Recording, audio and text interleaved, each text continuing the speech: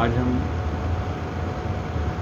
नए प्राणायाम के बारे में पढ़ेंगे और इसके अंदर सबसे महत्वपूर्ण बात आज जो 6 प्राणायाम की बात करेंगे उससे सबसे पहले हम सूर्य वेदन की प्राणायाम किस प्रकार किया जाता है इसके बारे में हम एक डेमोन्स्ट्रेशन करेंगे और इसी प्रकार आपको भी ये प्राणायाम सीखना है।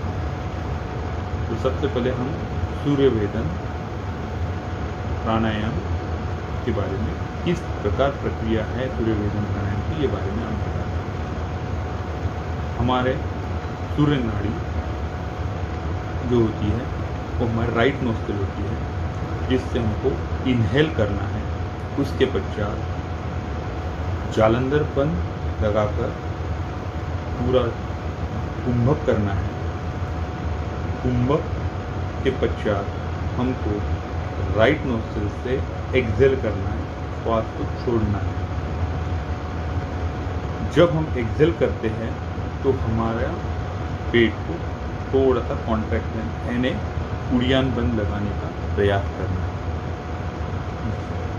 यदि सर्वप्रथम हम विदाउट कुंभक भी एक बात को कर सकते हैं, जैसे राइट नोस्ट्रिल से इनहेल करना है और लेफ्ट नोस्ट्रिल से सांस को छोड़ना है, क्योंकि हमारी जो नाड़ियाँ है राइट नोस्ट्रिल ये सूर्य नाड़ी है और हमारी जो लेफ्ट नोस्ट्रिल है वो चंद्र नाड़ी है। तो सबसे पहले हम डेमोन्स्ट्रेशन विद कुंभक के साथ करके दिखाते हैं। प्राण मुद्रा लेना है, इसमें हम पहले हमारी राइट नोस्ट्रिल से इनहेल करना है,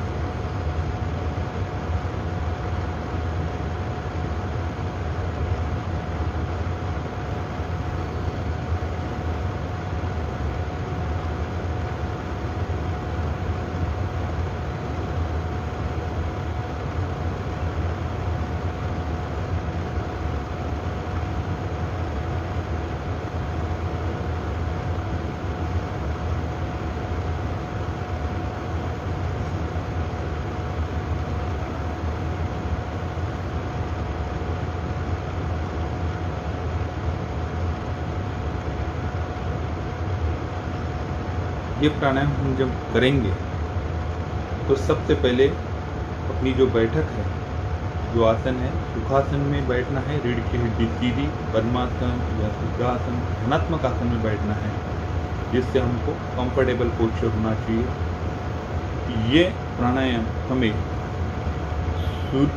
वात दोष के लिए बहुत ही अच्छा माना जाता है, जिससे श्वास लेने को छोड़ने के जो प्रकार है जिसमें किसी प्रकार का आवाज़ नहीं होना चाहिए तथा इसका अनुपात ये रेशो है वो पूरक लेने एक, रोकने का जो समय है वो 4 और छोड़ने का रेचक जो समय है वो 2 होना चाहिए। इस प्राणायाम के लाभ सूर्य वेदन मस्तक प्रवेश को शुद्ध करता है, जो फोरहेड होता है उसे शुद्ध करता है, जिसकी नाड़ियाँ शुद्ध होती है।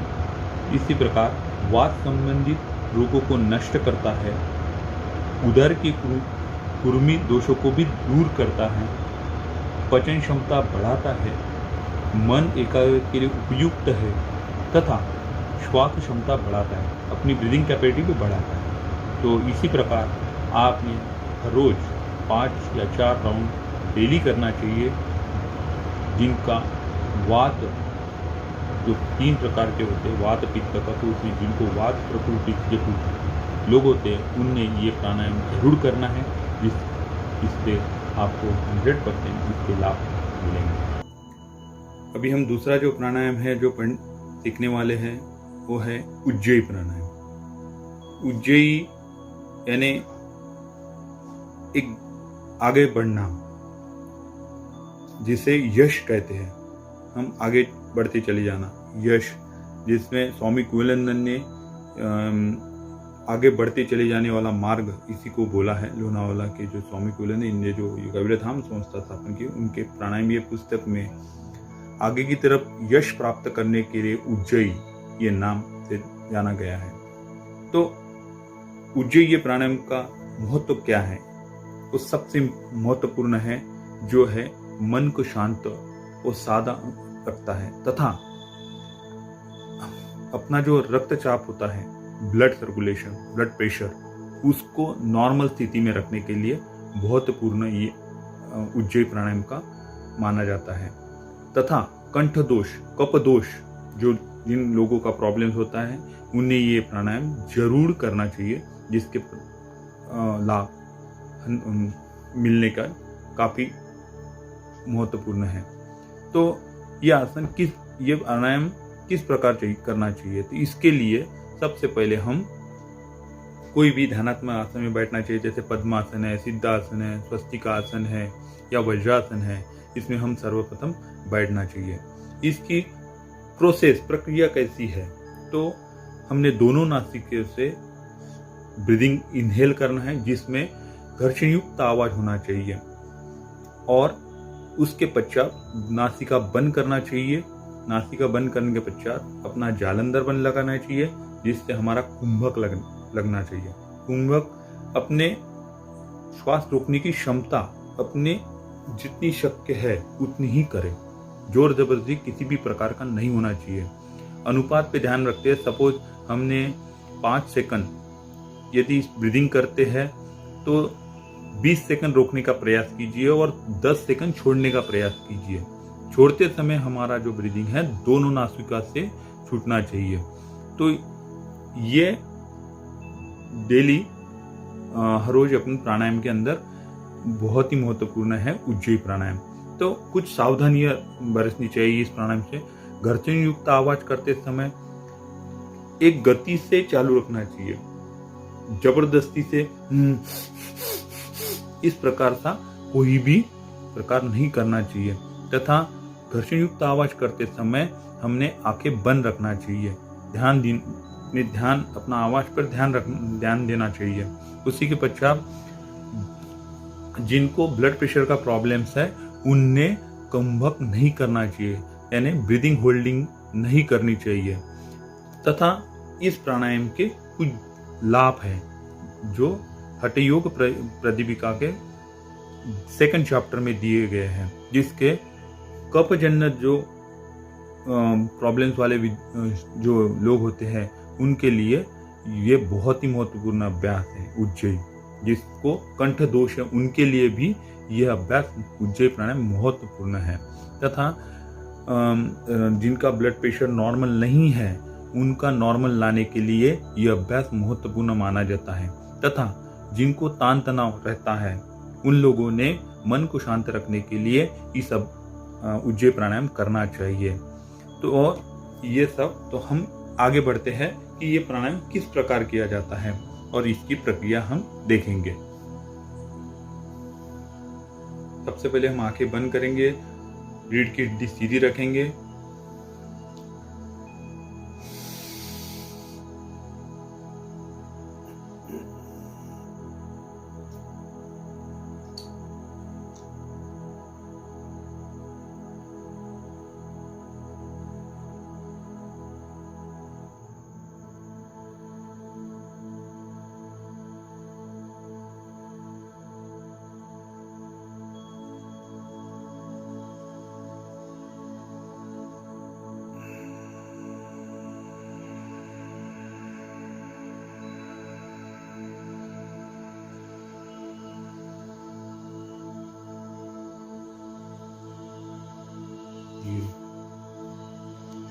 तो इस प्रकार आपने भी हर रोज 3 या 4 बार 5 बार इसका अभ्यास करना चाहिए, जिसके जरूर हमको लाभ मिले।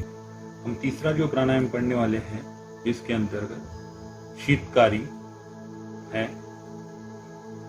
ये प्राणायाम करते समय हम कोई भी ध्यानात्मक स्थिति में बैठकर, जिसके अंतर्गत पद्मासन आता है तथा स्वस्तिकासन है, सुखासन, ये आसन में बैठकर आप इस प्राणायाम को कर सकते हैं। तो सबसे पहले हम ये प्राणायाम करते समय ध्यान रखें कि हमारी रीढ़ की हड्डी सीधी होनी चाहिए, तथा ये प्राणायाम करते समय हमारा आंखें बंद तथा ब्रीथिंग इनहेल दोनों मुंह से लेना है, जिससे हमारे एक पे ऊपर एक दांत होना चाहिए। इस प्रकार इनहेल करना है तथा उसके पश्चात आपको कुंभक करना है। कुंभक के पश्चात रेचक दोनों नासिका से करना है। तो हमें जो प्राणायाम एक बार करके दिखाते हैं। रीढ़ की हड्डी सीधी, कोई भी सुखासन में बैठा है, रीढ़ इनहेल,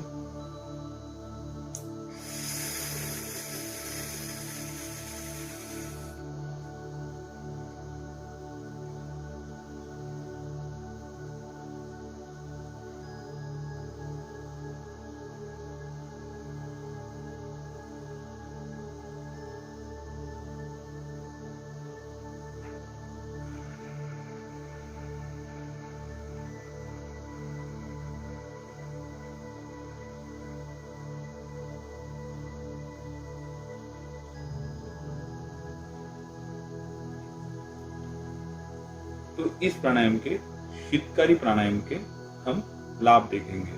तो ये प्राणायाम के अंतर्गत दांत और मसूड़े मजबूत होते हैं ये प्राणायाम करने से, तथा मुख दोष को नियंत्रित किया जा सकता है। जो हमारे मुंह के अंदर छाले आते हैं, जो ये प्राणायाम करने से हीट की कमी निर्माण होती है, शरीर में हीट निकलती है, जिससे इसके हमारे मुख दोष जो होते हैं वो नियंत्रित किए जा सकते हैं।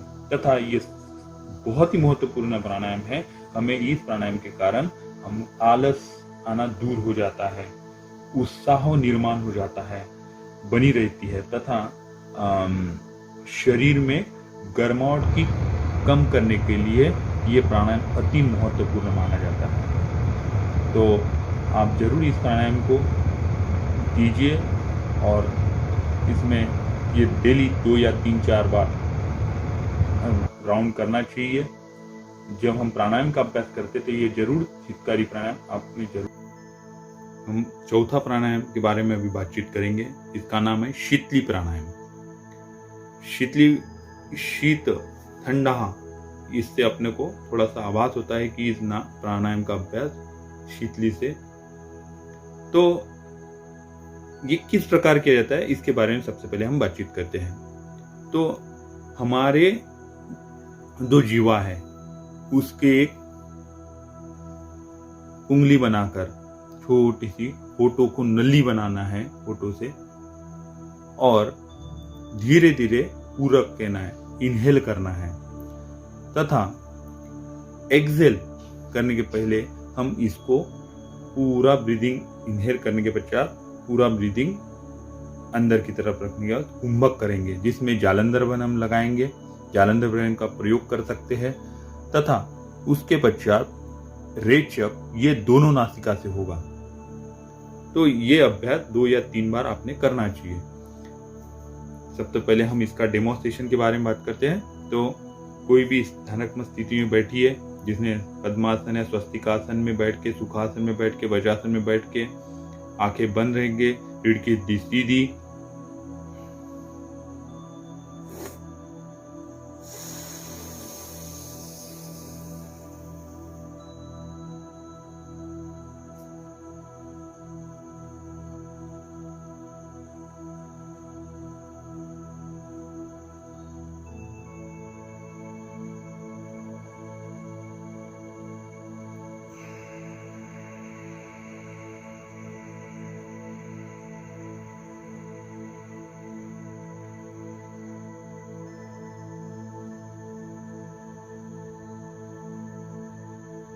ये एक राउंड हमारा कंप्लीट हो जाता है।